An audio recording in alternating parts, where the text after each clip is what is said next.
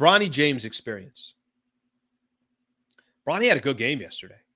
Bronny had a really nice game yesterday. Give Bronny James some credit here.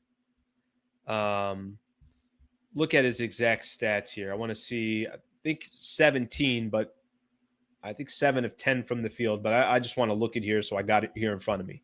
Bronny last night plays 30 minutes for the Lakers.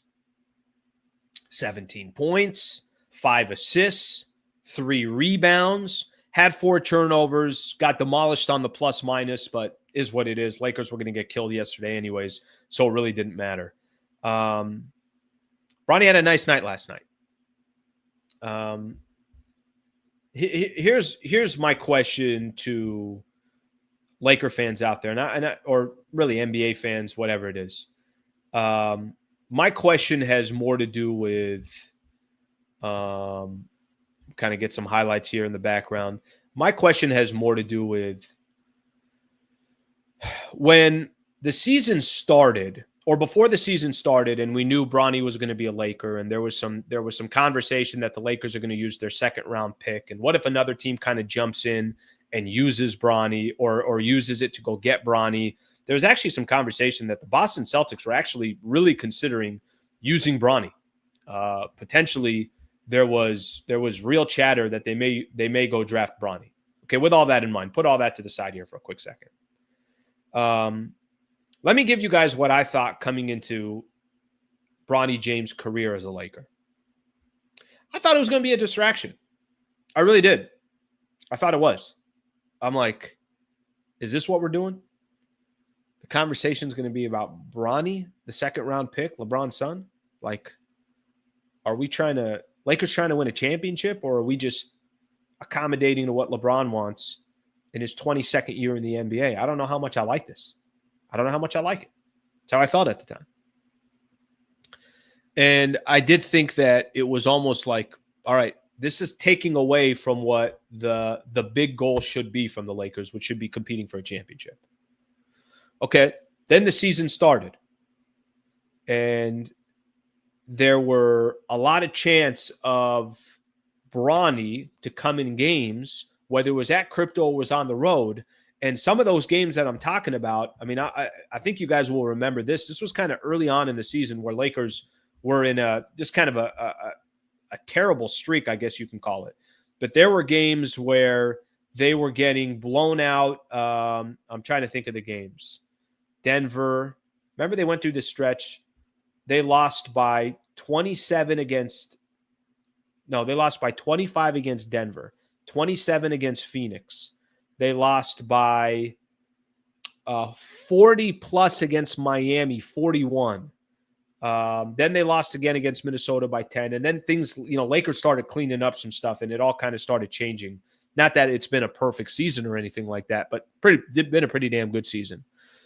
And the crowd would start chanting Bronny's name when Lakers were getting their ass kicked down 20 on the road. I'm like, this isn't good. I mean, they're cheering for the Lakers to play Bronny James, and they're happy about it because their squad's up 20. All right. Dust starts to settle. Lakers start to play well. Bronny's doing his thing. He's in South Bay. He comes up a little bit. But for the most part, he's not really getting minutes. If he is getting minutes, it's the end of a game, and hopefully it's a Lakers W. Had some really good games in the G League. He's playing well. I mean, there was some there. South Bay Lakers, there's a gal that works over at Spectrum Sportsnet, Nikki K. Really good reporter.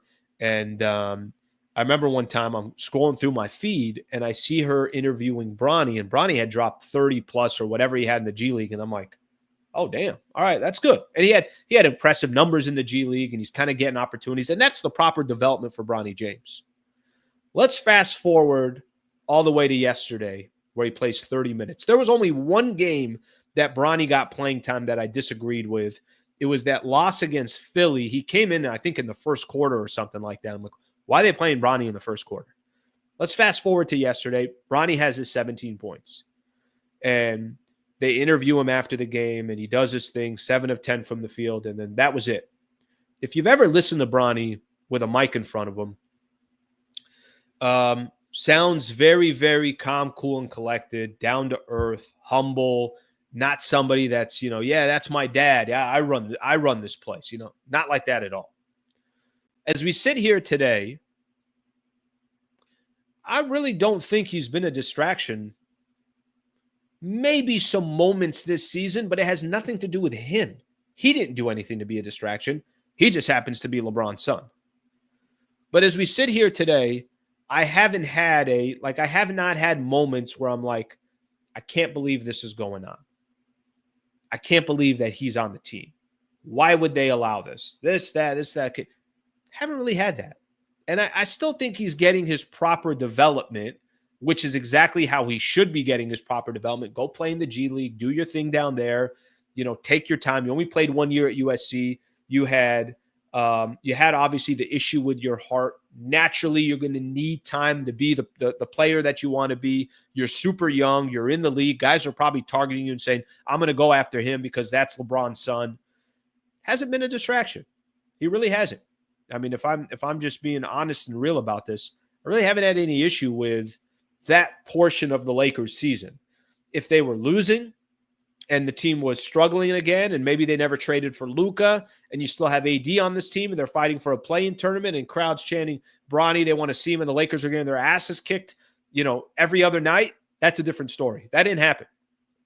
So I think that whatever I thought coming into the season to where we sit today, I don't think he's been a distraction at all. And like I said, even if he is a distraction, it's not anything he's done. It's just the predicament of the situation.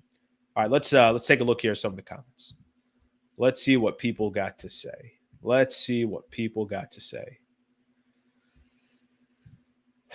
James became irrelevant the moment they traded for Luka. No, he's not irrelevant. Let's be honest with ourselves here. He's not irrelevant. Not irrelevant. I think maybe what you could say is now you see what the future is, and Luka's. This isn't one of those situations where, hey, AD, you want to take the keys or do you not want to take the keys? AD wants to on a road trip. He's driving. You're driving 300 miles somewhere. AD's in the car. He's like, hey, I'll drive the first 100 miles, but then I want to chill in the passenger seat. Luka is, I'm driving all 300 miles. I'm driving. From start to finish, this is my car. And he's got to be nice, and LeBron's got to be nice, but they know they can work together and whatever the case is. From that perspective, I get what you're trying to say of whatever the juice was that LeBron has, he still has all that juice. But it is different now because the face of the franchise is here. There is no question of who's going to be the face of the franchise moving forward. We already know who it's going to be. It's going to be Luka. He's already a Los Angeles Laker. He's already got jerseys that are selling. He's already dropping 30 or getting triple doubles or winning on the road in Denver. He's already here. So from that perspective, it's a little bit different. Bronny is a good kid. Yeah, I think so too.